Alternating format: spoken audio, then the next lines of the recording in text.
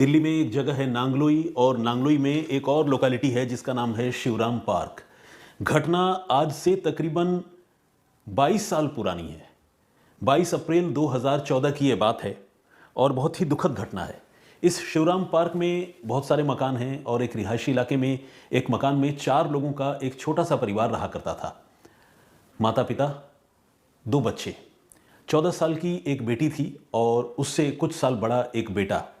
और माता पिता जो है हाउसवाइफ थी और जो घर का मुखिया है यानी इन बच्चों का पिता, वो वाटरप्रूफिंग कॉन्ट्रैक्टर था। वाटरप्रूफिंग कॉन्ट्रैक्टर मतलब आप जानते हैं, घरों में जो पानी की पाइपलाइन बिछी हुई होती है उन पाइपलाइन को बिछाने का काम वो बेसिकली करता था, ठेका लेता था। और अगर कहीं लीकेज वगैरह जैसी समस्या होती थी तो उन समस्याओं से वो निपटता था। ये प्रोफेशनल उसका प्रोफाइल था। तो हुआ ये कि मूल रूप से ये परिवार बिहार का रहने वाला था और दिल्ली में कई सालों से रहकर वो गुजर बसर कर रहे थे, काम उनका चल रहा था। इस बीच 22 अप्रैल 2014 से कुछ रोज पहले वो जो कपल है यानी माता पिता, ये मूल रूप से चूंकि बिहार के बांका के रहने वाले थे, तो 22 अप्रैल 2014 से कुछ रोज पहले ये हस्बैंड वाइफ दोनों बिहार गए थे अपने होम टाउन। यानी यहाँ दिल्ली में उनके पीछे उनकी 14 साल की बेटी और उससे कुछ साल बड़ा उनका बेटा जिसका नाम नरेश था, वो यहाँ पर थे। तो नरेश 21 और 22 अप्रैल की मिडनाइट को नोएडा में अपने एक दोस्त की शादी में शामिल होने गया था। बीच बीच में उसकी अपने घर वालों से बातचीत भी होती रही, खासकर जो पेरेंट्स हैं वो तो खैर बिहार में थे और इधर बहन थी, बहन से भी बातचीत हो रही थी। तो वो लेट नाइट या आप यूं कहें कि बहुत अर्ली मॉर्निंग में वो वापस नांगलोई अपने घर लौटा नोएडा से। और जब घर लौटा तो घर में उसकी बहन थी, छोटी बहन जो घर में अकेली थी, उसको दरवाज़ा खोलना चाहिए था। ये लगातार डोरबेल बजाता रहा, अपनी बहन का नाम लेकर उसे पुकारता रहा, लेकिन अंदर से कोई रिस्पॉन्स नहीं आ रहा था। अब शुरू में तो उसे लगा कि शायद मेरी बहन बहुत गहरी नींद में सो रही है, क्योंकि सुबह के तकरीबन 5:30 बज चुके थे, 4:30 बज रहे थे। तो उसे लग रहा था कि शायद मेरी बहन गहरी नींद में सो रही है। तो काफ़ी देर तक वो दरवाज़ा पीटता रहा, अपनी बहन का नाम लेकर पुकारता रहा, लेकिन अंदर से जब कोई जवाब नहीं मिला तो वो थक गया और वो परेशान हो गया। परेशान होकर उसने अपने घर के पिछले हिस्से से अंदर दाखिल होने का फैसला किया और किसी तरह से दीवार कूद कर और खिड़की खोलकर वो अंदर घुसने में कामयाब हो गया, मकान के अंदर घुसने में। जब वो मकान के अंदर गया तो उसने जो मंजर देखा उसे देखकर वो दहल गया। उसकी प्यारी बहना अंदर मृत पड़ी हुई थी और उसका गला किसी तेज धार हथियार से काटा गया था। बिस्तर पर ही वो खून से लथपथ बेजान पड़ी हुई थी, मतलब उसकी मौत हो चुकी थी। अब ये लड़का नरेश ने जब ये मंजर देखा तो वो घबरा गया। वो चीखता हुआ उसी रास्ते से बाहर निकला जिस तरह से वो पीछे के दरवाजे से अंदर गया था, खिड़की से। बाहर आने के बाद उसने आस पड़ोस के लोगों को जगाया, चिल्लाने लगा। आस पड़ोस के लोग इकट्ठा हो गए। अब मुख्य दरवाज़ा भी खोला गया और ये घटना इतनी भयानक थी कि हुजूम लोगों का इकट्ठा हो गया, वहाँ भीड़ जमा हो गई और लोग ये सोच में पड़ गए कि आखिर एक 14 साल की छोटी सी बच्ची का इतने भयानक तरीके से घर में घुसकर किसने कत्ल कर दिया। फौरन पुलिस को इत्तला दी गई और नांगलोई की पुलिस, दिल्ली की पुलिस वहाँ मौके पर पहुंची। पुलिस ने पूरे सीन ऑफ क्राइम का बहुत बारीकी से मुआयना किया, पूरे सीक्वेंस को समझा। इस बच्ची का जो भाई था नरेश, उससे पुलिस ने पूछताछ की, क्योंकि वही वो पहला शख्स था जिसने अपनी बहन की लाश सबसे पहली बार देखी थी। नरेश से भी लंबी पूछताछ हुई। उधर बांका में जो इन दोनों बच्चों के माता पिता गए हुए थे बिहार, उनको फ़ोन किया गया, वो वहाँ से वापस आ गए और कुल मिलाकर इस मामले में मैनहंट की शुरुआत हो गई। यानी पुलिस जो है वो आरोपी की धरपकड़ की कोशिशों में लग गई। लेकिन आरोपी की धरपकड़ तो तब होती जब आरोपी का पता चलता। पुलिस जांच कर रही थी और लगातार ये पता करने की कोशिश कर रही थी कि आखिर इस बच्ची के साथ ऐसी भयानक वारदात किसने अंजाम दी। पोस्टमार्टम रिपोर्ट आई तो पोस्टमार्टम रिपोर्ट में डेथ का रीज़न यानी मौत की वजह जो है गला काटे जाने को ही बताया गया, लेकिन कोई सेक्सुअल अब्यूज़ जैसी बात सामने नहीं आई।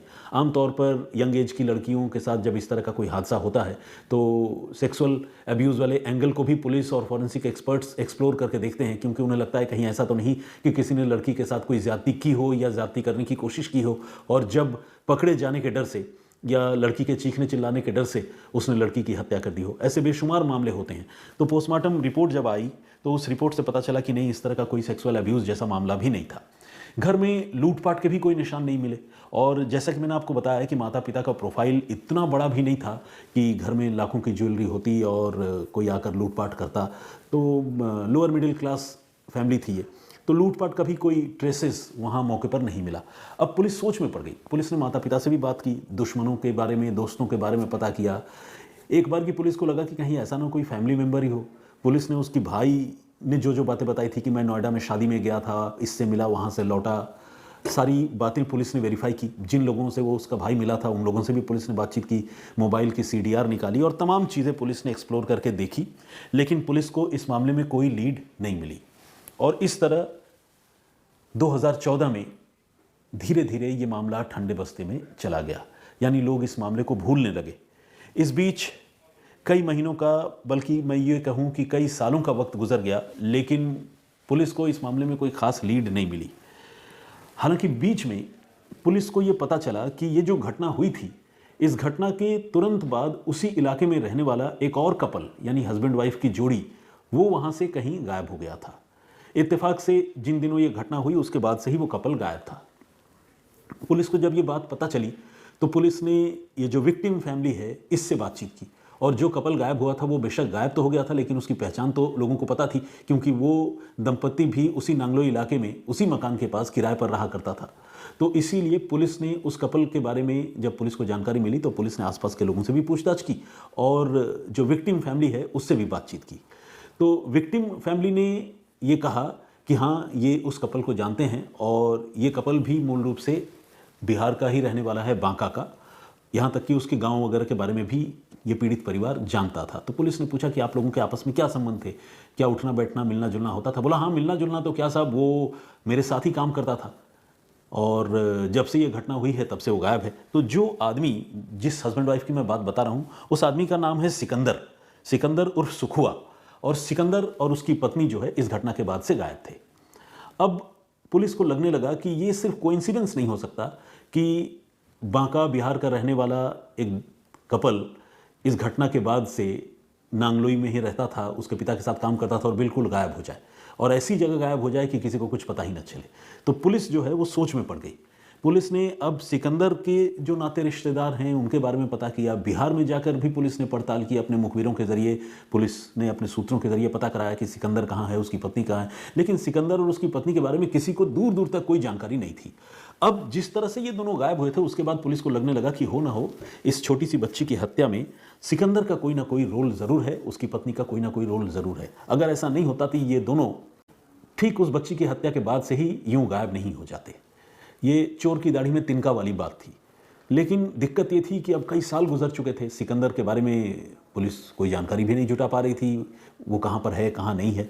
अब पुलिस जो है वो इंतज़ार करती रही और ये सोचती रही कि कल को अगर सिकंदर के बारे में कोई जानकारी मिले या कोई लीड मिले तो इस मामले का खुलासा हो पाएगा। लेकिन आपको पता है इस तरह के मामले में चूंकि डे टू डे प्रोग्रेस जब कुछ होता नहीं है तो पुलिस वाले भी ह्यूमन बीइंग हैं, वो भी ढीले पड़ जाते हैं। तो पुलिस जो है इस मामले में ढीली पड़ गई थी और ये मामला एक कोल्ड केस में कन्वर्ट हो चुका था, तब्दील हो चुका था। अब पश्चिमी दिल्ली के जो DCP हैं, आज से तकरीबन 6 महीने पहले उन्होंने अपने इलाके के जो कोल्ड केसेस हैं उन कोल्ड केसेस को सॉल्व करने के लिए नए सिरे से एफर्ट करने का फैसला किया और उन्होंने एक टीम बनाई और टीम बनाने के बाद उन्होंने कोल्ड केसेस को हैंडल करने का जिम्मा उस टीम को दिया। और उन्हीं कोल्ड केसेस में एक ये केस भी था जिसमें 14 साल की एक बच्ची का कत्ल हुआ था। अब पुलिस जांच करने लगी नए सिरे से, फिर से वही पुरानी कहानी, घर वालों से भी बातचीत हुई, उस लड़के से भी बातचीत हुई, सारी डॉक्यूमेंट्स, पुलिस डॉक्यूमेंट मतलब क्या, वो जो डिजिटल फुटप्रिंट है जो उस समय कलेक्ट हुए थे, पुलिस ने उन सारी चीज़ों को वेरीफाई करना शुरू किया। बात घूम फिर करके फिर से वही सिकंदर उर्फ सुखुआ और उसकी पत्नी की गुमशुदगी पर जाकर अटक गई और ये पता नहीं चल पा रहा था कि ये लोग कहाँ हैं। लेकिन पुलिस को एक बार फिर से ये कन्विक्शन हुआ, ये यकीन हो गया कि इस मर्डर में यही दोनों शामिल है। अब पुलिस इंतज़ार करने लगी और पुलिस ने बांका में अपने मुखबिरों का जाल बिछाया। कुछ लोगों को पुलिस ने मुखबिर फंड के तरफ से पैसे वैसे भी दिए ताकि अगर कोई जानकारी इनके बारे में पता चले तो पुलिस को जानकारी मिले। ये दिल्ली पुलिस के एफर्ट की मैं बात बता रहा हूँ। लेकिन विडंबना देखिए कि ये लोग कभी बांका में अपने गांव लौटे ही नहीं।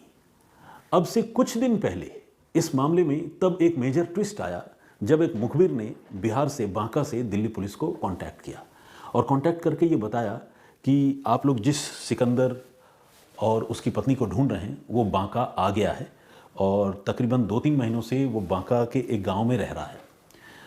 इस मुखबिर ने पुलिस को गांव का नाम तो बताया, लेकिन इत्तेफाक से ये वो गांव नहीं था जिस गांव के वो रहने वाले थे।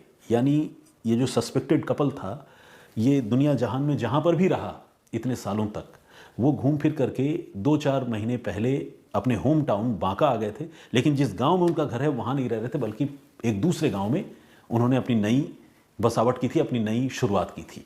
इसके बारे में मुखबिर ने पुलिस को बताया और पुलिस की टीम, दिल्ली पुलिस की टीम बगैर देर किए हुए पहुंची सीधे उस बताए हुए गांव में और दरवाजे पर दस्तक दी। दरवाज़ा खोलने वाला कोई और नहीं बल्कि वही सिकंदर था। पुलिस ने सिकंदर और उसकी पत्नी को दबोचा, पकड़ लिया और फिर उससे सख्ती की। पुलिस को तकरीबन 21 साल 10 महीने बाद अपने घर के दरवाजे पर देखकर सिकंदर के पैरों तले ज़मीन खिसक गई। उसने और उसकी पत्नी ने ख्वाबों में ही भी नहीं सोचा था कि इतने साल गुजर जाने के बाद भी पुलिस और कानून उसका पीछा कर रही होगी। अब पुलिस ने जब उनसे सख्ती से पूछताछ की तो उन्होंने कबूल कर लिया कि उन्होंने तकरीबन 20 साल पहले 14 साल की एक छोटी सी बच्ची की दोनों ने मिलकर हत्या की थी।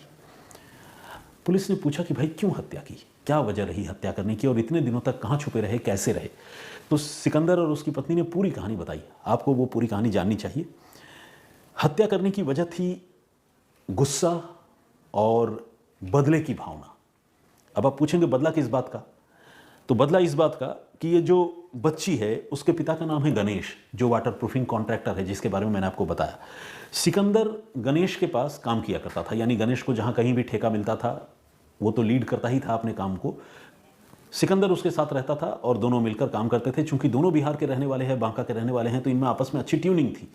तो सिकंदर ये क्लेम करता है, ये दावा करता है कि उसे अपनी मेहनत मजदूरी के लाखों रुपए गणेश से मिलने थे, लेकिन गणेश वो रुपए सिकंदर को नहीं दे रहा था, लगातार टाल रहा था। सिकंदर भी धैर्यपूर्वक इंतजार कर रहा था कि कभी तो उसके ठेकेदार का दिल पिघलेगा या कभी तो उसके ठेकेदार के पास पैसे होंगे, वो पैसा सिकंदर को वापस मिलेगा। तो इंतजार करता रहा, लेकिन साल दर साल गुजरता रहा और सिकंदर अपने रुपए मांगता रहा, लेकिन गणेश ने उसे कोई रुपए नहीं दिए जो उसके बकाया रुपए बनते थे। इस बीच गणेश ने सिकंदर को एक भरोसा ज़रूर दिया। उसने कहा कि एक काम करते हैं, कुछ ज़मीन वगैरह मैंने देखी है, मैं वो ज़मीन तुम्हारे नाम पर खरीद लूँगा, तो अब ज़मीन का मालिकाना भी तुम्हें हो जाएगा, तुम अगर मुझसे पैसे लोगे भी तो खर्च हो जाएंगे, तो बढ़िया है कि ज़मीन तुम्हारे नाम हो जाएगी। तो सिकंदर को लगा ठीक है, ये प्रपोजल भी बुरा नहीं है। अगर मान लीजिए मेरे 5-6 लाख रुपए निकलते हैं, अगर उसके बदले में कुछ और रुपए डालकर अगर कोई ज़मीन का कोई टुकड़ा मिल जाए तो क्या बुरा है। तो सिकंदर इस बात के लिए राज़ी हो गया और गणेश ने उससे वादा किया कि ज़मीन वो खरीदेगा तो उसके नाम पर खरीदेगा। कुछ महीने गुजर गए और गणेश ने एक ज़मीन खरीदी भी दिल्ली के पास में, आउटस्कर्ट्स में, लेकिन ज़मीन जो खरीदी वो उसने अपने नाम पर खरीदी। सिकंदर को जब ये बात पता चली कि गणेश ने ज़मीन तो खरीदी है लेकिन अपने नाम से खरीदी है, तो उसे बड़ा झटका लगा। उसे लगा कि मुझे देने के लिए तो पैसे नहीं है, टाल मटोल लगातार कर रहा है, इतने साल गुजर गए, मेरे नाम से ज़मीन खरीदने को बोला था वो भी नहीं खरीदा, और अब ज़मीन खरीद ली तो अपने नाम से खरीद ली। तो सिकंदर आग बबूला हो गया, गुस्से से अब वो आपे से बाहर हो गया। उसने अपनी पत्नी से बातचीत की और पति पत्नी दोनों ने मिलकर गणेश और उसके परिवार से बदला लेने का फैसला किया। चूंकि ये लोग बड़े क्लोज कांटेक्ट में थे, सिकंदर और उसकी पत्नी गणेश के परिवार के, उनको ये भी पता था कि गणेश और उसकी पत्नी कब बाहर जा रहे हैं, बेटी कब घर में अकेली होती है, बेटा कहाँ जाता है, सब पता होता था। तो जिस दिन ये घटना हुई 21 और 22 अप्रैल की दरमियानी रात को, उस दिन इन दोनों को ये पता था कि गणेश अपनी पत्नी के साथ होम टाउन बांका गया हुआ है, जबकि घर में दोनों बच्चे हैं। इत्तेफाक से ये भी पता चला कि जो बेटा है नरेश, वो अपने दोस्त की शादी में शामिल होने के लिए नांगलोई से नोएडा गया हुआ है। तो उनके लिए ये बहुत अच्छा मौका था कि वो एक बर्बर हरकत को अंजाम देते, और इसी प्लान के तहत वो लोग पिछले खिड़की से, दरवाज़ा भी नहीं, खिड़की से इस घर के अंदर नांगलोई में दाखिल हुए। घर में 14 साल की वो छोटी सी बच्ची अकेली सो रही थी। तेज़ धार हथियार से जो सिकंदर है उसने लड़की का गला काटा, उसकी हत्या की, और उसी खिड़की के रास्ते वो बाहर निकला, पति पत्नी। इसके बाद बाहर निकलने के बाद वो अपने घर गए, उन्होंने कपड़े वपड़े चेंज किए और फिर वो दोनों वहाँ से फरार हो गए। एक वो दिन था और एक आज का दिन, यानी पकड़े जाने का दिन, तकरीबन 21 साल 10 महीने बाद। जब तक वो पकड़े नहीं गए तब तक उनके बारे में पुलिस को कोई जानकारी नहीं थी। उनका कोई कॉन्टैक्ट नंबर, कोई आधार नंबर, किसी नाते रिश्तेदार से उसकी कोई बातचीत, कुछ भी नहीं। वो बिल्कुल गायब हो गए थे। और भारत हमारा इतना बड़ा देश है, करोड़ों की आबादी है, आप समझिए कहाँ आदमी अगर जाकर छुप जाए और किसी के टच में न रहे, अपनी नई दुनिया बसा ले, तो शायद ऐसे मुलजिमों को पकड़ पाना कितना मुश्किल हो जाता होगा पुलिस के लिए भी। पुलिस के पास भी ऐसा कोई और तरीका या मेथड तो है नहीं, तो पुलिस भी बेचारी इंतज़ार करती रह जाती है। इस मामले में भी कुछ ऐसा ही हो रहा था। अब जब पकड़े गए तो इनसे पूछा कि भाई इतने दिनों तक कहाँ थे और बांका फिर तुम कैसे वापस लौटे, क्या सोच कर लौटे? तो इसका जवाब भी मिला। हत्या की इन्होंने दिल्ली के नांगलोई में, और हत्या करने के बाद ये जब वहाँ से भागे तो भागने के बाद ये दिल्ली के पास ही गाज़ियाबाद चले आए, उत्तर प्रदेश में है, आप सब जानते हैं। गाज़ियाबाद में ये 15 दिनों तक रुके, लेकिन इनको डर लग रहा था कि ये गाज़ियाबाद से पकड़े जाएंगे, दिल्ली के बहुत पास है ये जगह, कोई ना कोई उन्हें देख लेगा।